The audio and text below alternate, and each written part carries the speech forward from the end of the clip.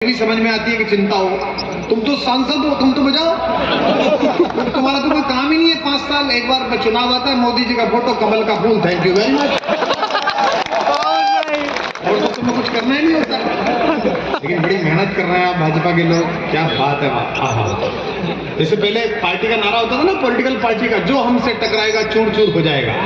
आजकल भाजपा का नारा है, जो हमको गरी आएगा वो हम में मिल जाएगा। गाली बकी बोले तू आ जा। वो पहले दिन गाली बक रहा था, अगले दिन वो चला गया सदन में। कमाल का आपने कांग्रेस मुक्त भारत किया है। बहुत अद्भुत। प्रशासनिक अधिकारी बैठे हैं। गौरव को तो खैर मैं प्रशासनिक अधिकारी मानता ही नहीं है, छोटा भाई है, लेकिन हमारे जिलाधीश जी बैठे हैं। पुलिस के अधिकारी बैठे हैं। उत्तर प्रदेश पुलिस देश की सबसे शालीन पुलिस। इसमें क्या है कि तुम टूटे गए हो क्या? इतना अच्छा व्यवहार है इनका। मैं पूरी दुनिया में, मैंने लंदन, अमेरिका, सब जगह की पुलिस देखी, लेकिन जो पुलिसिंग यूपी में है, इतनी अच्छे से बात करना। अपराधी के घर जाती है उत्तर प्रदेश पुलिस, कहती है सर नई फॉर्च्यूनर में चलिए। वो कहता है ऊंट पे चला जाऊंगा पर तुम्हारी गाड़ी में नहीं। पुलिस कहती नहीं अच्छा हाईवे बना है। नहीं तुम उसी का पालन करते हो। नहीं आपका भी बहुत स्वागत है। परिवार के लोग बैठे हैं। आइए बिना भूमिका के इस कार्यक्रम को प्रारंभ करते हैं, माता की वंदना करते हैं। अभी जब हम कार्यक्रम में आए, हंसते मुस्कुराते बाबूजी के चित्र पर माल्यार्पण किया, प्रिया अनुजा ने नीलू को श्रद्धांजलि दी, तो यहाँ एक गीत बचा। उनके किसी मित्र ने गीत लिखा। बहुधा किसी का जीवन छोड़ देना अमंगल का कारण होता है, शोक का कारण होता है। जब वो गीत बज रहा था तो मैंने गौरव को देखा, उसकी स्मृतियां घूम रही थी, बहू को देखा, भाई को देखा। लेकिन जितने हजारों लोग यहाँ हैं और शायद हजारों लोग इसको लाइव सुन भी रहे हैं, उन सबसे कहना चाहता हूं कि पृथ्वी पर आप कितने दिन रुके ये महत्वपूर्ण नहीं है, पृथ्वी पर आप किस तरह रुके ये महत्वपूर्ण है।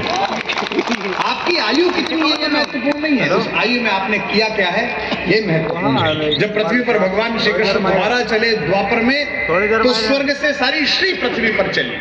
धर्म युधिष्ठिर बनकर पृथ्वी पर चले, इंद्र अर्जुन बनकर पृथ्वी पर चले, सूर्य कर्ण बनकर पृथ्वी पर चले। चंद्रमा मौन था, चंद्रमा जा नहीं सकता था। चंद्रमा ने कहा मेरे परिवार में तो एक बेटा है मेरा। कृष्ण ने कहा इसे ही भेज दे। चंद्रमा ने कहा एक शर्त पर भेजूंगा भगवान, एक तो आप इसे अपने पास रखोगे, और एक जब ये 16 वर्षों का हो जाएगा, चंद्रमा की कलाएं होती हैं 16, उसके पूर्णता के बाद भेजना पड़ेगा। चंद्रमा का वो बेटा भगवान कृष्ण का भांजा बनकर उनके घर में प्रकट हुआ, अभिमन्यु, जो 16 वर्ष की आयु में जिसने सर्वोच्च बलिदान दिया।